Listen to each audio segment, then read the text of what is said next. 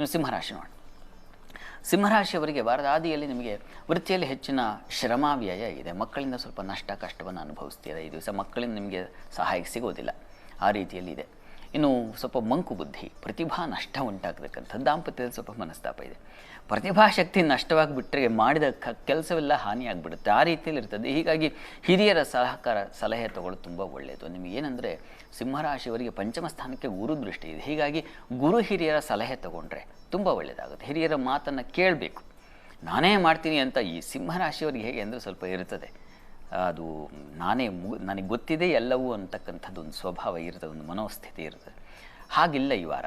ಸ್ವಲ್ಪ ಏರುಪೇರಿನಿಂದ ಹಿರಿಯರ ಗುರು ಸಮಾನರ ಒಂದು ಸಲಹೆ ತೊಗೊಂಡ್ರೆ ತುಂಬ ಒಳ್ಳೆಯದು. ಇನ್ನು ವಾರಾಂತ್ಯ ಗಮನಿಸೋಣ.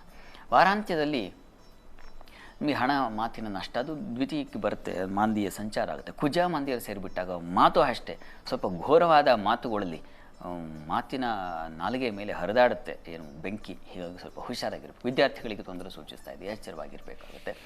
ಈ ಎಚ್ಚರಿಕೆ ತೊಗೋಬೇಕು. ಹಣಕಾಸಿನ ವಿಚಾರದಲ್ಲೂ ಸ್ವಲ್ಪ ಈ ಥರ ತೊಂದರೆಗಳಿದ್ದಾವೆ.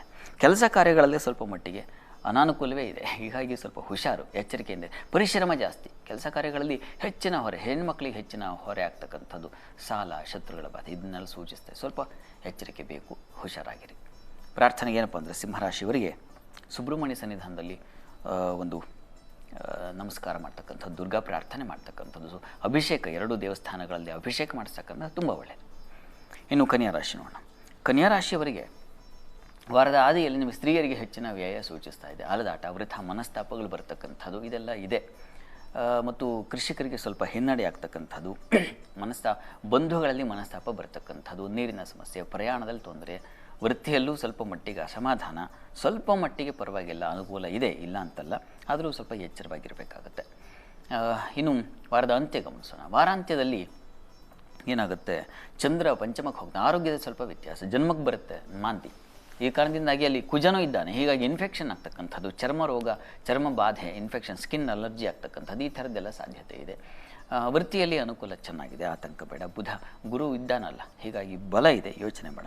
ಬುಧ ವ್ಯಯದಲ್ಲಿ ಸಂಚರಿಸುವ ಕಾರಣದಿಂದಾಗಿ ಪರಿಶ್ರಮ ಇದೆ ನಿಮಗೂ ಕೂಡ. ಕೆಲಸ ಕಾರ್ಯಗಳಲ್ಲಿ ಎಲ್ಲ ತನ್ನೊಬ್ಬರಿಗೆ ಬಂದ್ಬಿಡುತ್ತೆ, ತಲೆ ಮೇಲೆ ಬಂದ್ಬಿಡ್ತಲ್ಲ ಅಂತಕ್ಕಂಥ ಒಂದು ಹೊರೆ, ಆ ಹೊರೆಯಲ್ಲೇ ಓಡಾಡ್ತಾ ಇರ್ತೀರಾ.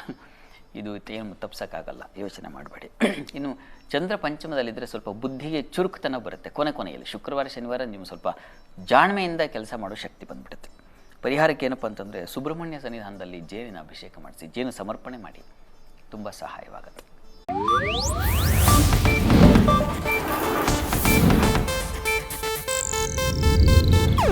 ಇದು ಏಷ್ಯಾನೆಟ್ ನ್ಯೂಸ್ ನೆಟ್ವರ್ಕ್ ಪ್ರಸ್ತುತಿ.